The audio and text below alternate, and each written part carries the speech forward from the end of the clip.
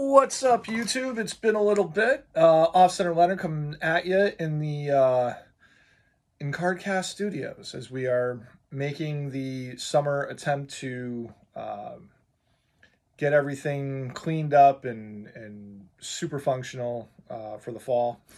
so, and I just wanted to share my thoughts on the National, even though I didn't go. I love card shows and support card shows any way I can. I don't think it's for me. I watched a lot of videos. I watched a lot of content.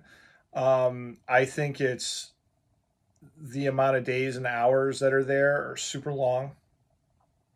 I understand that you can make a lot of money doing whatever you're doing, whether it's buying, flipping, or just setting up as a dealer. You're going to sell through a lot of inventory if you're priced right. I understand it's the grand event for cards, for sure. But I'm also spoiled. So, and I'm going to explain why. So I had gone to the National, I think 3 years in a row. I think it was like 11, 12, and 13. If I'm not mistaken, I think it was Chicago, Baltimore, Chicago. And then I went again in 16 in Atlantic City. And the hobby was starting to heat up around that time. And then I went again in 2022 in Atlantic City, and I just went, I'm good. There's just way too many people. I don't like being around that many people as I'm walking the floor. I like to have the show be a little, some room. I think your dollars went a lot further. They definitely went a lot further. My dollars went a lot further back in 11, 12, 13, even though stuff was worth less. Dealers wanted to move product, and you were able to basically go there and buy wholesale, which was awesome. It's harder to do that now, even though I have tons of connections and whatever. I could see all those guys in Philly. So, if I'm buying from dealers. So, to go out there on a whim and just, try to wing it, and try to make moves on people that I don't know as far as trying to do business with. I didn't feel like it was worth it. I'd rather just stay here. I bought national level cards on eBay, which I'm going to share with you at the end of the video. But before we do that, I'm going to show you some awesome, out of all the collections I bought through the years, over the last, I would say 10 years at least, I've been setting aside national type items. So it's kind of like a national collection, little mementos and stuff from the National. So I'd like to share that with you now. I do have videos coming down the pipe. I went on vacation about a week and a half ago. I was up in Maine, so I got a nice little story and card buying adventure up there. Lots of exploration. I had time to do that, which was cool. And then also I got a video coming out on my 1 year anniversary on selling on Whatnot and what that did for my business. So I'm going to do a little deep dive into that for any of you guys that are interested in that. And there's other videos I have coming too. So I'm excited to kind of get back into the groove. I took a lot of time to reorganize the office, moving a lot of product through Whatnot, and it's been good. So I need a nice clean base where if you go back to some of my older videos and I did some office tours, it was bad. So anyways, we're all cleaned up. Let's look at these national items, and then right at the end, we'll take a look at the big pickups that I have for the PC. So, okay. So I'm over in my card section over here where I can show some stuff off. So again, I'm being that I was a promoter once of a small first Sunday of every month card show, monthly show in Stratford, Connecticut. I did that for 7 years. I know some of the work that goes behind promoting shows and things like that, having autograph signers and such. So, but some of this stuff is it's kind of East Coast National, and there's one item here that I'm going to show first that doesn't have anything to do with the National, but it's a really cool item. So I'm going to get into that right now. See you in a bit. So this is a baseball card that looks like it was made by TCMA. It's got that kind of paper stock to it, like the minor league cards from the 70s. And this is from, it's promoting a show for was it 1997 Midtown Room, the American Sports Card Collectors Association. So the was it the ASCCA show? 25 cents off adult admission. So when 25 cents meant something, it's just such an interesting piece here. So so we got that. I think going in chronological order here, I have ticket stubs from the 5th National, which was in New Jersey. And these were the tickets that you would have gotten. So this one has Whitey Lockman. I thought these were for autograph tickets. There's no way this could be the case because your admission at the National was only $3 in 1984. And this was August 9th through the 12th. So only 4 days back then. Don't know what year they extended it out to a full week. I have another one of these. Same guy. And then we have, they'd use different pictures. So we got Magley and Antonelli for you New York Giants fans. There's actually 2 of those. And we have, let's see, this one looks like it ended up in the pocket, but this is, Nellie Reynolds. And last but not least, we actually have a Mickey Mantle ticket stub from the National. It's pretty cool. And then I think they stamped the backs to show that you were there. Maybe this was like a multi-day ticket. I don't know. But that is pretty cool. And then also from the same National, I don't know how you got these. I don't know if these were giveaways or what, but these are stamped up to the gills. So we have Arturo Lopez signed cachet. And I like this because it's like father-son collecting cards. You got some 56s in the background on this cachet here. It is postmarked and stamped and pretty cool. So that's from the same show. And that one was stamped August 12th, 84. This one was on the 11th. So here we have Bobby Thompson signed. Again, this is from the 5th ever National. Here's one that is not signed that I guess you could have gotten on the 11th. And here they have an array of the hottest baseball cards from Topps and Downers from 80. It looks like 83 and 84. Makes sense. And I actually have one more of these that are unsigned that have the father and son on there, and that was also stamped on the 11th. We also have from the 5th National a signed card by Bobby Thompson with the National logo on the back. I think that's pretty awesome. So Bobby Thompson signed card there, and then also we have Willard Marshall from the Braves. Similar situation, different borders. Kind of neat how they use autographed cards to kind of accent the shows. So moving right along in chronological order here, we've got, this was a giveaway, I'm guessing. And here's obviously a reprint of Topps, but the stock is pretty cool. And says in the back, reprint 1952. And this is the East Coast National. Right? Yeah, East Coast National, 1991. Cards were absolutely on fire back then. I think that's pretty cool that they were actually able to pull this off and give this away. It is the Topps company. So the East Coast National promoters worked with Topps. They came up with this, and this happened to be the giveaway for cards. Why not, right? Because cards were absolutely on fire back then. Not that they're not today. But so we got Mantle, we got Ruth, got some New York Giants. Okay. A pack of cards that you got from the National Convention. This was put out by Golden, I'm assuming, because this is a scoreboard, and this looks like the Kenny Golden type certificates, and you even see, I think that's, Ken Golden right there.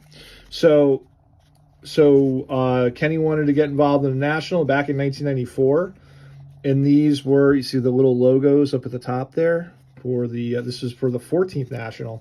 So just 10 years later, they went from, stuff like this, and just in 10 years, this is what they were doing, because, shiny cards were all the rage. You got Nolan Ryan, and they did a lot of top guys here, Hakeem Olajuwon, Dale Earnhardt, Earnhardt galore. And then they also had, I think I still have these, around the same time they did a thing called National Pack Time. And I think it was a bunch of companies getting together that put the National Pack Time logo. I think these were issued at the National, I'm pretty sure. I could be wrong. Anybody in the comments that definitely knows, this is like a somewhat of a guess on this for these National Pack Time. I think this was, yeah. So kind of cool that the companies got together and said, you know what, we'll all put the logos on. So you have the Tops, you have Flair Ultra, you got some Pacific. So I just think that's pretty cool, just for the love of cards, right? It's amazing how the companies were able to play together back then. Here is this fell out of a collection, so a customer must have gone to. I don't have my badges. I moved at one point in the late 2000 teens, and I just can't find them. So I actually took pride in collecting all the badges that shows I went to or set up at, and so I don't have mine. But this one fell out. This is from 2006, and the guy happened to be a Redskins fan. So this is what the National. I guess this is a dealer badge, so he must have gotten in with one of the dealers, or he must have picked this up secondhand. Maybe he picked it up on eBay or something like that. I don't know. This was kind of interesting because I was at this National. It's ridiculous. Woo! So this was from the 2012 National, and I think this was in Baltimore. And this is an autograph of April Scott, and it's one of 3. Okay. The interesting thing about these Benchwarmer cards is that I remember Benchwarmer had a whole big like corporate booth set up, and they had a lot of their models hanging around. And I remember seeing it because I think it was my second National, and I remember seeing it and thinking to myself, I'm like, this is what we've come to. Like, this is, and I was saying that being like, well, what happened to just buying cards, right? And the funny thing is I ended up running into a kind of like a dealer that I know, and he was like arm in arm with 2 of the models, like just hanging out with him and stuff like that. And I'm just like, geez, that's pretty funny. So anyways, this fell out of a collection, and I decided to save it. There's the 2012 National stamp there, and I don't know, I just think it's pretty cool. Represents something from the 2012 National. It's the only thing I have from there. And then I want to kind of go into paying homage to people who have paved the road for guys like myself and other people who are in the industry today. I think we probably would have came to the same place today anyways, but it makes sense to recognize these people. And this right here must have been a handout. So we're going back to the 90s now. So welcome to the 14th National Convention. And the guy that's featured on the styrofoam ball is no other than Mr. Mint, Al Rosen. There are people that have mixed stories on dealings with him, but a lot of things that happen, especially him finding, the 52 Topps high numbers, and just always being in the Beckett magazines, flashing that stack of cash. He was one of the first to do that, and he is the guy that always stuck out in my mind as a kid. I'm like, wow, that guy, I mean, we're talking mid to late 80s, somebody standing there or, getting photographed with a stack of $100 bills was pretty impressive back then. It doesn't mean anything today, because today it's just all Monopoly money. But that was impressive, and that got him a lot of deals, and he was always looking to buy. So Al is no longer with us, but, I do respect people that have, like I said, kind of paved the way for guys like myself to make a living in this hobby and industry. Another guy that is very well loved is a guy who primarily is a vintage dealer, and this set was issued in 2000, and this is Mr. Kit Young, and this card's already 26 years old. It's put out by Upper Deck. It's numbered out of, 500? So they did 500 of these sets. I don't know how you got them as far as like what was going on with the National. But there's a piece of one of his Hawaiian shirts as a swatch, which I think is really awesome. And to pair that up, we got from the same set. Now, you could have gotten autograph cards from any one of Dr. J, Namath, Seaver, and Gordie Howe. I think that's an awesome, four sport top guy autograph situation that you can do. And I've owned the Joe Namath before, maybe even the Julius Erving. But this one is signed by Kit Young. So I have a Kit Young autograph in my collection that is certified by Upper Deck. I think this is so cool. So again, another guy, especially in the vintage world, who helped pave the way for dealers like myself, and I totally respect that. So, all right, one last look of my collection of card show memorabilia and items. I think that's pretty cool. So we're going to clean this up and get off to the next chapter here. All right, guys. So these have been my pickups over the last couple weeks. Again, I was on vacation, so some stuff kind of came in between then. Let's go with this is the last one that came in. I was kind of waiting for it. I did pick up the 1910 Caramel Chief Bender probably 5-6 weeks ago. I already showed that on one of my last videos. So this was on auction, and this is the 1909 E91B Chief Bender, and it graded an SGC1. Now the card, as far as appeal, I think is pretty awesome. The reason why I got a 1 is it's got some paper loss right in that upper right hand corner. You can't place the paper loss any more perfect if there's going to be paper loss. So there's no, again, there's no creases in this card. So presentation wise, it's awesome. The back is beautiful. And sometimes, when you're dealing with, a more pricier card, sometimes you got to sacrifice the back if you want a nice presentation on the front. And this is not the case here. So I won this on open auction. I think I got a great deal on it. It's my third Bender card, and I have another Bender item from 1915. Again, as I'm, just kind of indulging in pre-war here.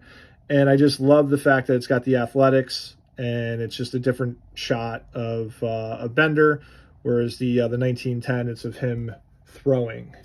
So we'll take this. I'll put this right here for now.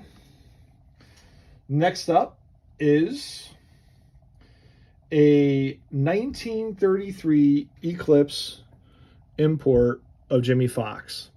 Now, it's a hand-cut card. It was graded authentic. I don't know. Maybe there's just a little too much of the border on the right that was taken off.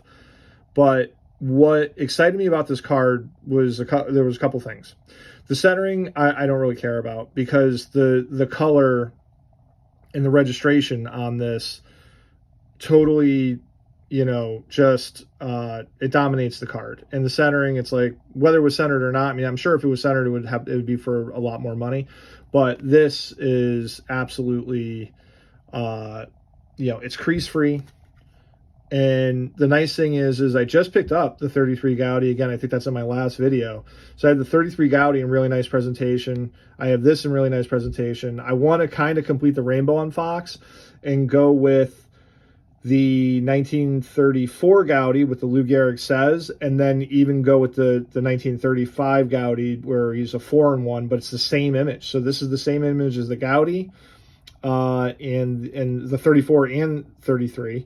And then also the 35, he's in the upper right-hand corner, same image. So I want to complete the rainbow on that. I will at some point. And then when I do, I'll break out all of them together. So, okay, I'm going to take these away for a second.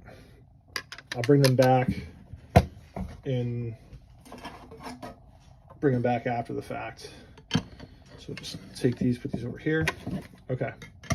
I was at the Enfield show on Saturday, and I usually don't get a chance to walk the show. I wasn't set up. I had other things I had to do there. And there was a guy that I was talking about publications, and I was like, yeah, publications aren't great. People just don't want them because they're oversized or whatever. And I had that conversation while we were hovering his showcases of cards. Then at the end of the table, what caught my eye was this bad boy. So this is a 1950 Police Gazette, Pee Wee Reese on the cover, really nice shape. I mean, I think there might be a couple pencil marks that I saw somewhere. It doesn't matter. You could barely see them. But this is oversized awesomeness. Now, the reason why I'm showing you this first is because I have a, what we call, or what we've dubbed on For Collectors, when I was on that show, I have a Charlie horse card. And a Charlie horse card is when you have a fellow collector who turns you on to something that you didn't know about. And when you initially do that, you give him a big hug, a high five, or whatever. But because of the price that you end up spending on the thing, you want to punch the dude in the thigh with like an extra knuckle there. So this is what's known as a Charlie horse card. And I got to thank my buddy, my boy, Sammy Thunder, for pointing this out to me. I had one on my watch list forever. I had a couple of them on my watch list. One of them sold, and I was left to make a decision. Do I keep tackling pre-war, or do I climb up to the 50s for just a little bit more to scoop this up? And this right here is the 1952 Coca-Cola Pee Wee Reese of him doing what... Yes, so doing what he does best, which is, looks like just jumping up, throwing somebody out from the shortstop position, and this thing is just, it's awesome. It's graded 3. It's got some, whatever you want to call that, some factory marks or some scuffs, I guess, on the back, but man, that is such a cool and colorful piece. So Sammy Thunder, thank you for turning me on that. Or on this is very cool. I do have my 53 Bowman color out to SGC. Who knows when I'll get that back? I'm assuming sometime in the fall. So it'd be great to kind of, when I do get that back and I reveal the grade, maybe we'll put all 3 together, and I think that'll just be awesome. So all right, guys. Well, that's going to be a wrap. We'll see you in the next one. And, you know, I hope everybody's having a great time. If you got out to the National, great. I hope you're decompressing. I hope that you're happy with all your purchases and your experiences. And if you didn't get a chance to go, who cares?